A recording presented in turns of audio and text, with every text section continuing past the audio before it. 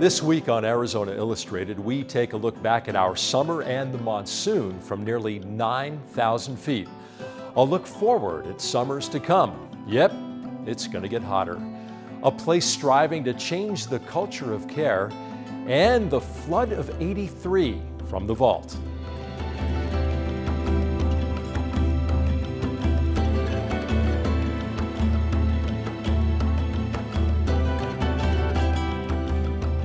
Welcome to Arizona Illustrated. I'm Tom McNamara. Well, it's the end of September, a time when we Arizonans begin to believe that the 100-degree days are behind us. Monsoon season is over, and our patios, porches, and parks are again reliably habitable. And it's time perhaps now to look back at this past summer. What better place to do so than from the top of Mount Lemmon, or more specifically, Lemmon Rock Fire Lookout. There are over 50 such lookouts in Arizona, and the people who man them each fire season spend every day scanning the horizon for smoke. They are also uniquely positioned to experience the sights, sounds, and storms of an Arizona summer.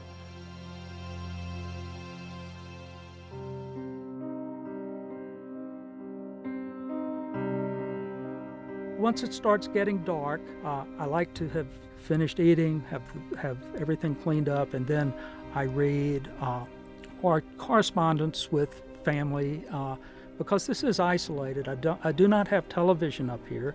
I do have internet. I do have Sirius XM radio, which is nice to be able to listen to music. But you know you're going to get up early the next morning, so you at my age you want to get to bed early.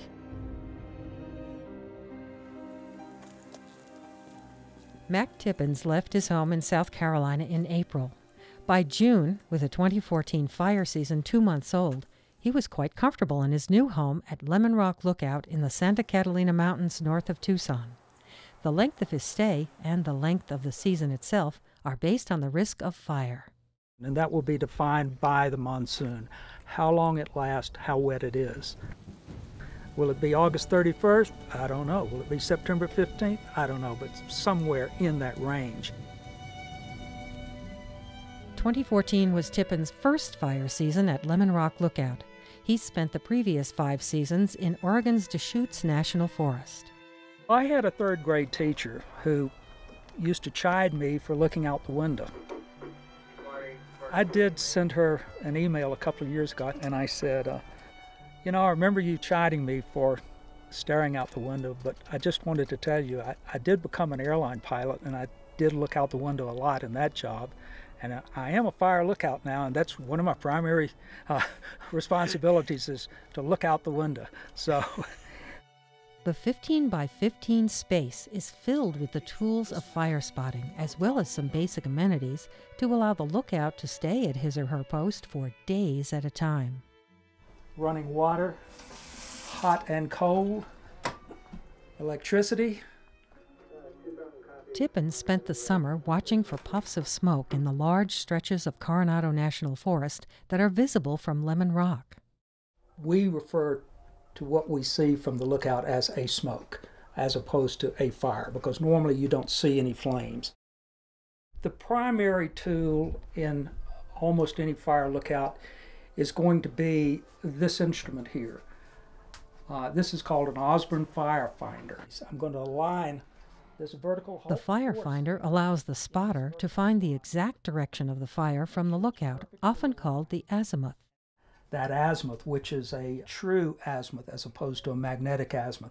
I put this compass rose directly over the dot that is Lemmon Rock Lookout, and then I pull the string out to the azimuth that I had determined, reading it on the compass rose, and I'm going to look out at the terrain features that crosses and find the feature that best matches what I'm looking at. A variety of maps can come in handy in the terrain of the Santa Catalina Mountains. Once a rough location is determined, the lookout can call in the smoke to the dispatch office. Okay, thanks, and tell Dr. I'll give them the position, the smoke characteristics, any pertinent weather at the fire, wind, lightning, that kind of thing that might affect a crew or might affect a decision to dispatch a crew. Once the crew is heading towards the fire, Tippins will begin to refine the position using modern technology. depending on how much time I think I have, I will probably go over to another important tool, and that's the computer, the internet. Okay, LRLO is Lemmon Rock Lookout. Tippins uses Google Earth to double-check his work and to get a coordinate-based reading of where the smoke was spotted so firefighters can locate it using GPS. But the work doesn't end when the fire is spotted and located.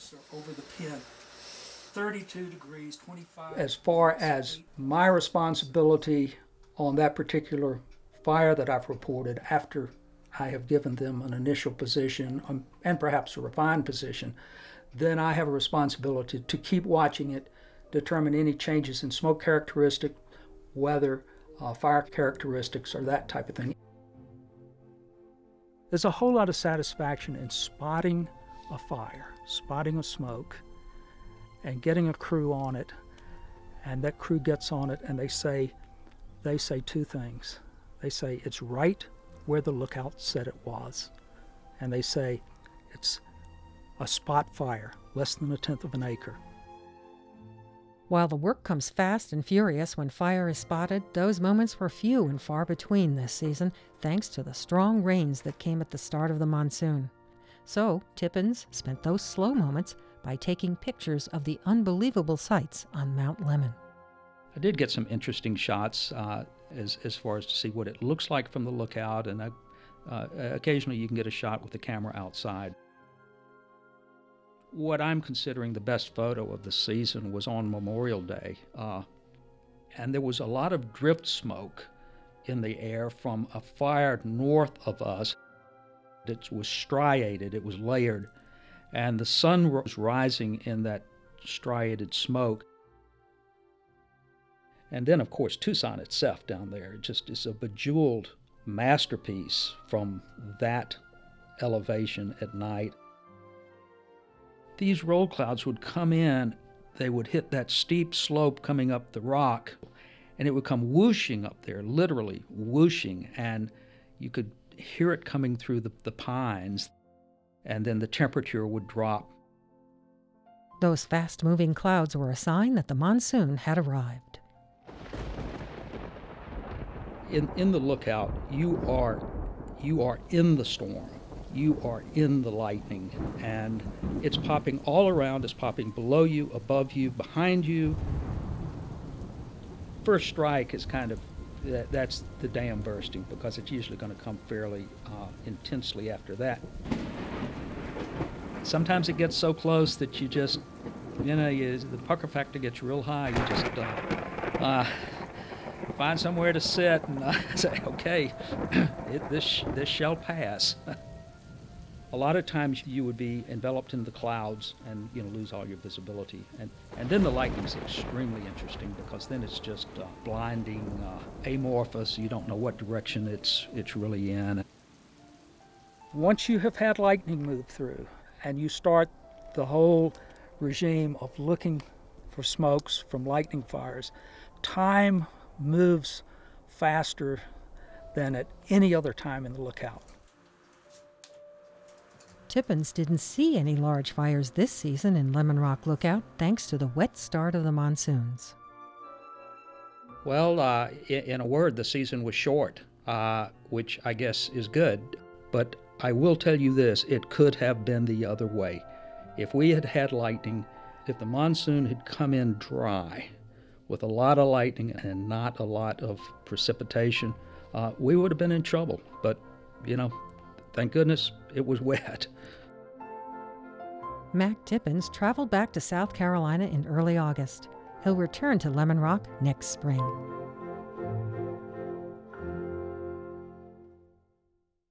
Henry David Thoreau wrote, "None are so old as those who have outlived enthusiasm." Our next story is about a place in its effort to create a living space for elders where independence, dignity, and self-empowerment are the pathway to an enthusiastic life worth living.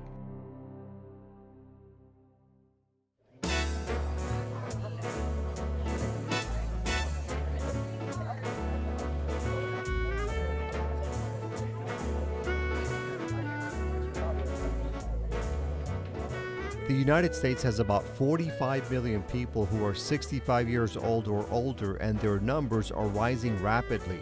Many of these residents are also low income, and finding an affordable place to live can be very difficult, especially if they should no longer be alone. Such was the case with Edna Coyle. I didn't mind living by myself, but my doctor and my family decided that I really shouldn't be by myself.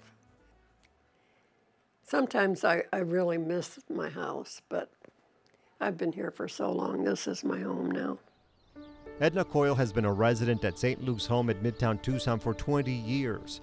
St. Luke's is a not-for-profit organization for people with limited means, but who are still able to get around and do not need special medical attention. The home provides supervisory care, 3 meals a day, and help with the laundry, for example, but the elders are pretty much independent. There are also social programs and events where people can forge new friendships and stay active. You just feel like talking to somebody, you just find somebody who's around all the time, you know. And if you don't feel like talking to anybody, you come in your room. In addition to the social activities, the facility has instituted a philosophy known as the Eden Alternative. Can you do it? I don't know yet. Oh, I'm working on it. I'm working on it. Beverly Heasley is the executive director at the home. Eden Alternative is about creating a place, a habitat, where elders can continue to grow. It's not a place to come and die. It's a place to come and live and continue with what you're doing in life. As part of the Eden Alternative, the elders at this location participate in the decision-making process about policies and programs. They also interact with other generations from the community at large. School children often visit and mingle with the residents, establishing new relationships. Come again sometime. I know, but I need to talk. I like your hair. She's a sweetie.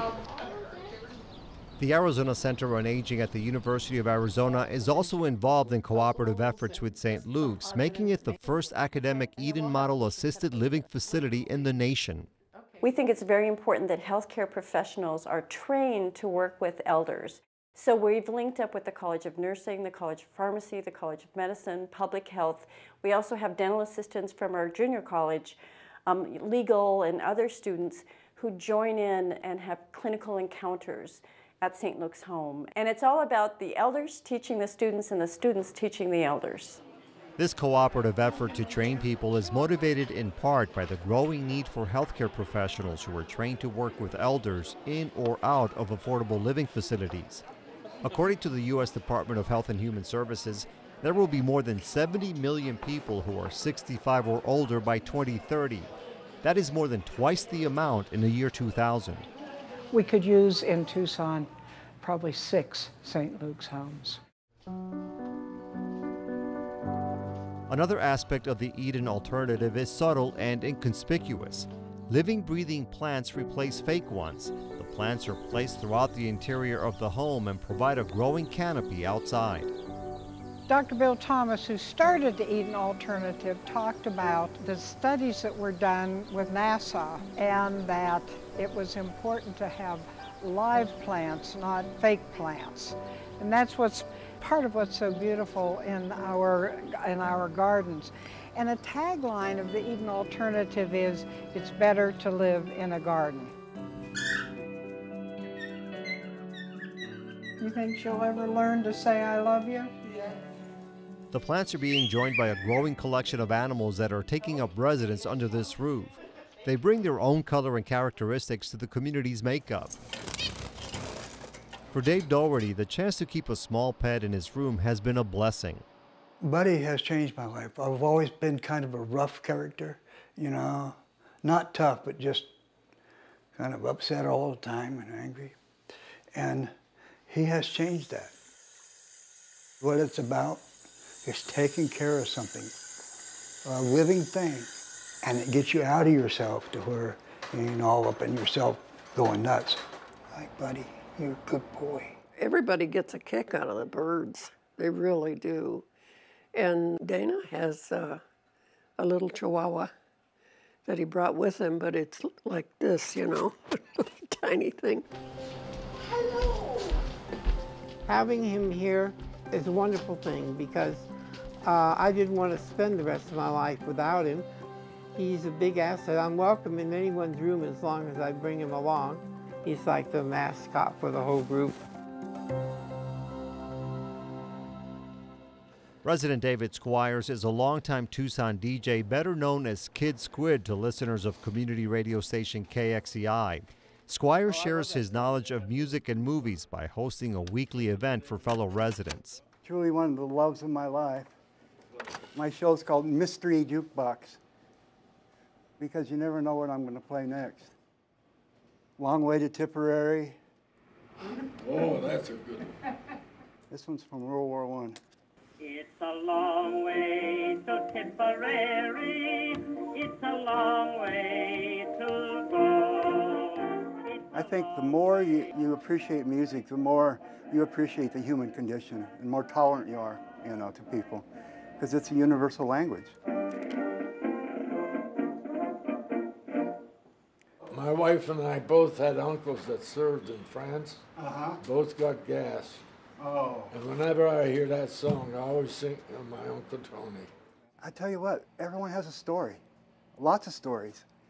And the older folks really appreciate it when you listen to them. You know, they just light up. Chattanooga choo-choo. Pardon me, boy, is that the Chattanooga choo-choo? Yes, yes. Residents say they do feel brighter ever since the Eat-In alternative was implemented, which is part of an ongoing evolution at St. Luke's during the last century. An Episcopalian reverend established the home north of downtown Tucson in the early 1900s to assist young men with tuberculosis who could not afford their medical care. The population's demographics have changed over the decades, from a men's facility to a home for women to co-ed housing. However, volunteers such as Ruth Campbell say the emphasis continues to focus on financially needy residents. I think it's very gratifying. I think on the other hand too, it's also humbling because many of these people have held full-time jobs, have had families and wonderful lives, and not everybody ends up with a good retirement at the end and need a special kind of environment.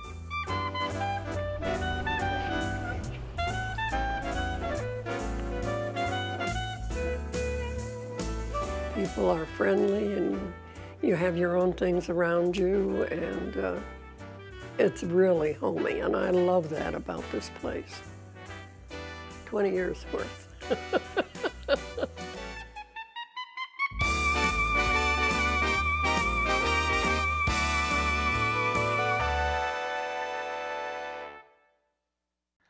This is a desert? That was the front page headline of the Arizona Daily Star on October 2nd, 1983. And below were pictures of huge, powerful waves of water and debris coursing through the usually bone-dry Rio.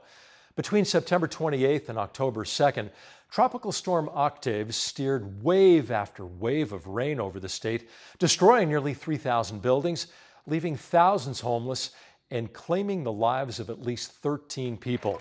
The story from Tucson in this week's From the Vault. The Rio River was flowing at 20,000 cubic feet per second. Many residents and officials say it was the worst flooding they'd ever seen on the Rio River.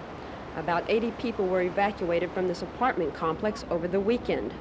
Some lost everything as their homes crumbled into the river. Others were more fortunate. Brenda Wilson and her family had lived here 2 years. Originally, the fire department had come out earlier, and they didn't think we were going to have to evacuate at that time. Then they came back a couple hours and said everybody had to go and just leave right then because we didn't have time to take anything. Neighbors helped each other. The community responded by opening disaster shelters. Individuals offered what they could. For those who lost their homes, there was despair. For others, there was a feeling of relief. But for the farmland in Marana, relief will not bring back the ruined crops. The Yomiaki Pueblo near the entrance of Marana is completely underwater. The only communication network available for families is the Project Petmobile. Each of our vans are radio dispatched and are able to keep us in touch with the outlying communities and their transportation needs. In the case of this individual who lost her car in the flood, we're transporting her to an emergency center. Most of the water has turned into silt and mud. The people who did get out of Marana left with only the clothes on their backs. There is a great need for furniture, blankets, clothing, especially for children. Most of the people do not have flood insurance. For the people stranded at this relief center, the most distressing factor is not this damage to their property, but rather not knowing whether their loved ones are safe.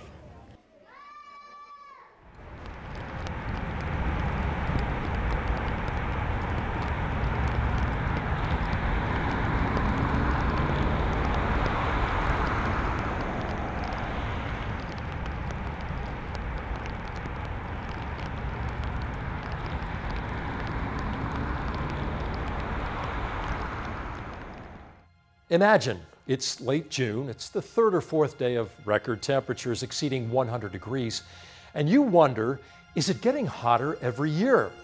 In our next story, a researcher from the U of A looks to predict what summer may look like in the future, and another tells us what that means to anyone venturing outside.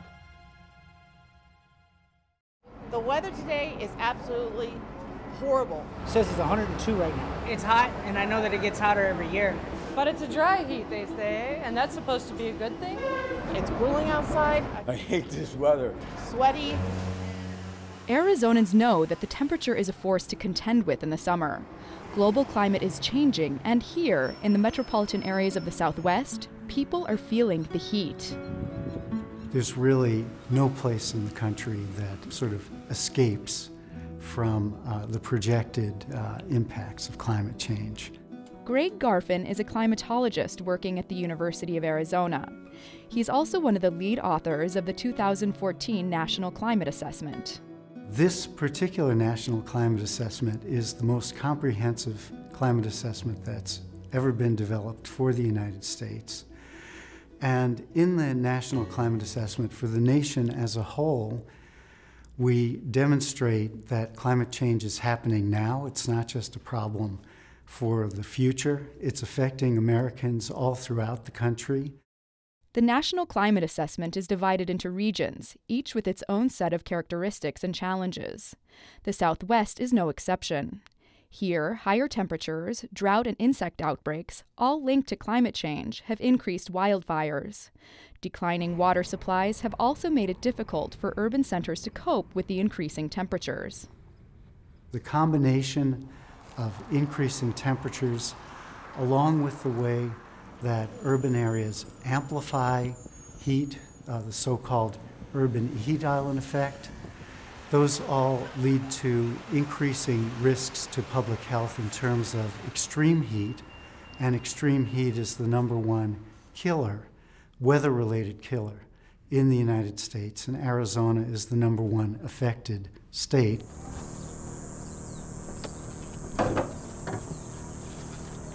Hot temperatures mean precautions need to be taken to stay safe, especially as the summer heat sets in for extended periods of time. Nobody is more aware of this than the people who work outdoors during the summer. I've been dehydrated severely before here on the roof. This year I haven't, but there's been years that I've been severely dehydrated. Freddie Gonzalez has been working with a roofing company since 1997. It's hot, grueling work, and he's noticed temperatures getting hotter every year. One of the co-workers brought a thermometer the other day, a small little house thermometer. It jumped from 110 to 120, to 130, 140, 150, and it topped out at 150. Freddie and his crew say the body does get somewhat acclimated over time, but in this extreme environment, he's seen coworkers get sick and fall victim to heat stroke. People who can't stand the heat, they don't last long. They think they can handle it, but every person's different. These people who work outside all the time, they seem to be completely tolerant of very high temperatures for long periods of time, but if you watch them, they're very careful about drinking a lot of water. Dr. Ralph Ragosi is professor of physiology in the Department of Neuroscience at the University of Arizona. He says people that work in the summer heat of desert cities like Tucson operate at the edge of human endurance. For every calorie produced, about 75% of the energy is going off as heat. And you have to get rid of that to maintain your internal temperature constant. And the way we get rid of heat is to bring blood to the skin. And then the heat in the blood can actually move into the environment, mostly by evaporation. So in the desert, we're advantaged because the humidity's low. When the humidity's low, evaporative cooling is very effective.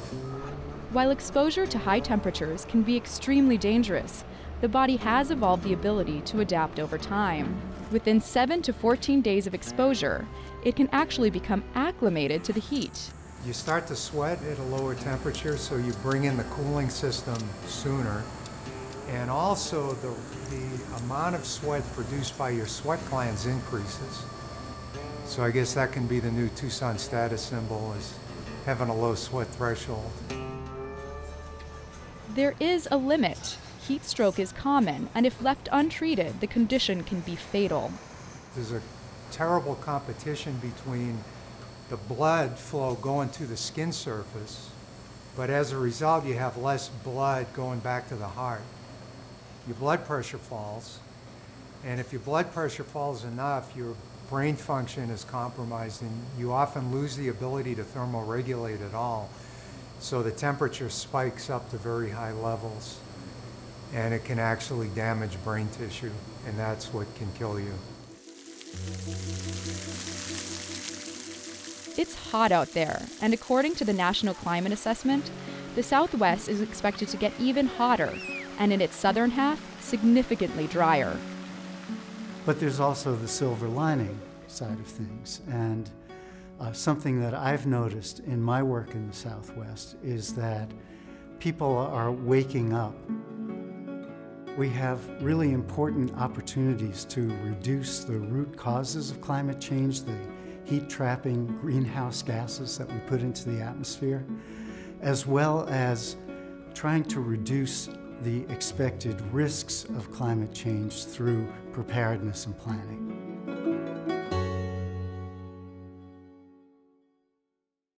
To explore the National Climate Assessment, including an overview, the report's 12 overarching findings, and a summary of impacts by region, visit the Arizona Illustrated page at azpm.org. Thank you for joining us here on Arizona Illustrated. Next week, a former teacher who travels with the stars. What allows us to mull something over, is easily influenced, tends to decay, and yet we trust it every day? Looking through a lens to find oneself, and casting nerds from the vault. I'm Tom McNamara. See you next week.